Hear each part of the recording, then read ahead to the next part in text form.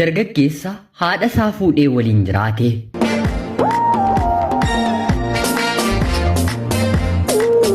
Yooyyaa ashama akkam jirtuu kabajamtootaaf hordoftoota qophii Oromiyaa 24. Nagaaf jaalalli tokkummaan bakka jirtan hundaatti hunda keessaniif yaa ta'u jechaa guyyaa har'aa seenaa ajab nama jechisiisu tokko isiniif qabadheen dhiyaadheeraatii.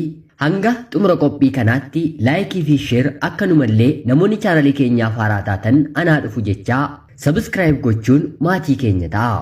Jijjiirraa maallaqaa gara biyya barbaaddanitti diraama, reyaala, yuuroo, doolaaraa fi maallaqoota biroo gara biyya keenyattis haa ta'u gara maallaqa barbaaddanitti jijjiirrachuu yoo feetan appilikeeshiniin ajaa'ibaa liinkiin isaa komentii viidiyoo kanaa kan jalqabaa jala jira. Liinkii sana tuquun daawunlood godhaa itti fayyadama. Kallachumaan gara seenaa kanaatti kan isiniin dabarsu ani Gammachiis Tashoomeeti.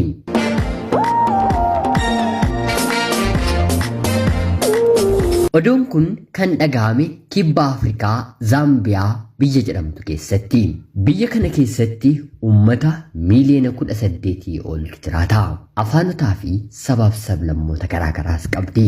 Magaalaa guddoon ishee Lusaakaa kan jedhamtu yeroo ta'u, Lusaakaa keessa baay'inaan uummata miiliyoona 2 hanga 3 oliitu jiraata. Albuudota gurguddoo addunyaa kanarratti barbaadaman warqee, koopparii, kiroomayitii fi nikeelii qabaachuutiin baay'ee beekamtuudha. Maarreegaa gochaan ija baase kun kan raawwate baadiyyaa biyya Zaambiyaa jedhamtu kana keessatti.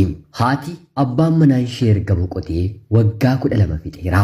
Ilmi haadha isaa fuudhe kun immoo abbaan isaa yeroo du'u umriin isaa waggaa 11 jechuun waggaa 12 booda umrii waggaa 23tti haadha isaa fuudhe. Haati isaa kun maqaan ishee Miiberekoo jedhamti. Umriidhaanis waggaa 40. Maqaan ilma ishee fuudhe immoo Feereeyii Miiberekoo jedhama. Ilma dhaatii haadha isaa waliin waggaa meeqa jiraate jedhamee hin gaafatamu.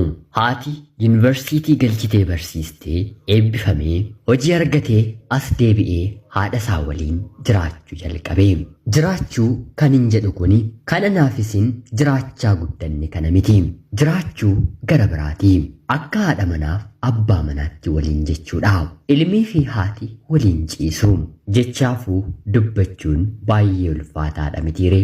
Haa ta'uutii garuu haadhaaf ilma kana gidduutti gochaan kun raawwate. Namni takka lama dogongore jedhee gaabbaa umrii isaa guutuu jiraata. Haa ta'uutii garuu haadhaaf ilma isaanii kanatti gochaan kun baay'ee tole.